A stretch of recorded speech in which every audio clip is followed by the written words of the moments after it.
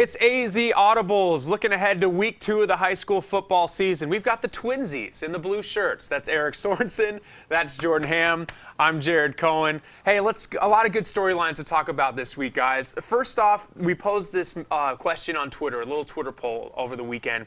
The biggest surprise so far of teams that are undefeated, 3-0 so far. We've got Perry, Castile, Horizon, Mesquite. Who's the biggest surprise of those 4 thus far? I'll go ahead and jump in, and I'm going to say Horizon. I've already seen them play once. This team won 0 games last year. New coaching staff led by Ty Wisdom have a brand new offense. They're putting up big numbers offensively.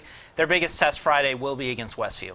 To me, it's Castile, first year with a varsity program. Spencer Stowers doing a great job. He built up that Westwood program before taking over Castile, and it's really the fashion with which they're doing that, outscoring opponents 134-14. And then you also mentioned those are good ones. Perry and Mesquite also in that mix. Perry, they've always been on the cusp. Maybe this is the year where they really break through, go on maybe a playoff run under Preston Jones, and then the new coaching staff at Mesquite with Chad DeGrenier. A good start for them too.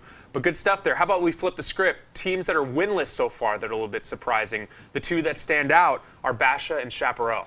I'm going to have to say Basha. We all know about Ryan Kelly in that offense, but that defense is having problems stopping anyone, and the future does not look bright going forward for the rest of the year. Yeah, Basha, they started the year losing to Westview, Pinnacle, and now Desert Vista. Yeah, those are 3 pretty good teams, so you could see that going either way. Chaparral, the Horizon loss is surprising, but then their second loss was to Centennial, the former state champion from last year. So to me, yes, they are surprising that they're kind of having slow starts, but that's not something I think they need to be hitting the panic button quite yet. Yeah, both teams are not short on talent, that's for sure. In Chaparral, it sounds like there's been some turnover in the coaching staff so far. So I see these teams being able to break through it, but it's obviously a tough start for both of those teams. Eric, you went and saw Catalina Foothills come into town against Saguaro. Obviously with Saguaro winning and being so dominant, they take the storylines, but there are guys on this Catalina Foothills team that can make them go on a little bit of a run this season. Who are the ones that stood out? Well, they don't have a real big roster. You look at, they only have 42 players on their roster, but one of those is Brian Becken. Senior cornerback, also plays some wide receiver. He's got an offer from South Dakota State. He's a 3-sport athlete, also plays basketball and runs track. Really impressive Friday night in a loss to Saguaro. Last year as a junior had over 900 yards receiving and 8 touchdowns. Yeah, and he might be the best overall athlete on that team that has next-level prospects on it. They have some good guys on defense, too. Jordan, you went to 2 games, saw 4 teams, saw some exciting games, exciting one on Friday between Pinnacle and Chandler. But again, with that Chaparral Centennial game, what was something that stood out on the Centennial side of it? Yeah, guys, over the years, you both have covered Centennial football games. We have. What are the common themes that you guys have seen out of these Centennial football teams? Very well coached, solid run game almost every year. Yeah, running backs, offensive linemen, and just very underrated defenses that always get the job done. And they always have really good special teams, and they were in full force against Chaparral. They blocked a field goal. They had 2 guys, both hit long field goals. Chaparral had some issues with their punt unit. Those led to 2 short scores for them. And then they were also able to just keep the kick return game for Chaparral really limited, and they were just able to really dominate that facet of the game. After the game, I was able to talk to Coach Taylor, and that's one of the things he said, was they really focus on the special teams, and it showed in the playoff run last year, and it's showing early this year as well. It's the teams that win in all 3 phases that have a lot of success, so that could be a large part to why they've had such long-standing successes, because of what they do at special teams. The big game this weekend, guys, is going to be on Thursday night between arguably the 2 top teams in 6A. There's a couple others that are fighting for those top spots, but right now I think from a talent standpoint, people think Mountain Point and Chandler are at the top, and so one of them drops off. Eric, you're going to be at that game. What are you keeping an eye out for? I'm going to be headed out to Ahwatukee. I know we talk a lot about the marquee players in these big games. I'm more interested in seeing the marquee coaches.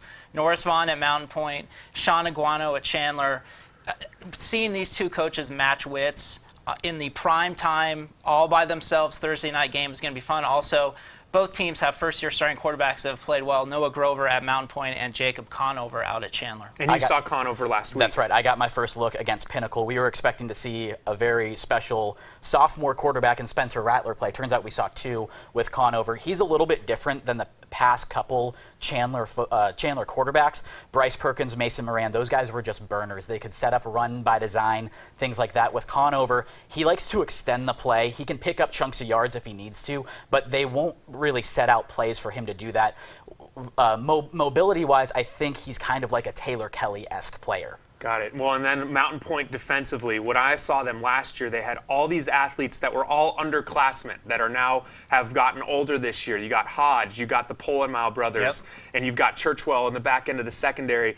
Those guys on the defense should make this matchup against Chandler's high-powered offense very, very intriguing. One last thing before we get out of here, guys. About 7 years ago on the 4th, Pinnacle High School put together a monument for a fallen Army Ranger soldier who was originally a linebacker at Pinnacle High.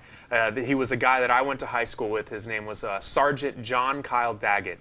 And the school honored him 7 years ago on September 4th. And that video resurfaced through some of my friends on Facebook and whatnot. And this guy was the epitome of what you would want in someone representing our country. He was an incredible football player, and I miss him greatly. So it's cool to bring that video back to life. And thank you to all the servicemen and women that give back to our country. Definitely. And all the guys that were former high school football players that have gone on to the Army. Thank you for your service as well.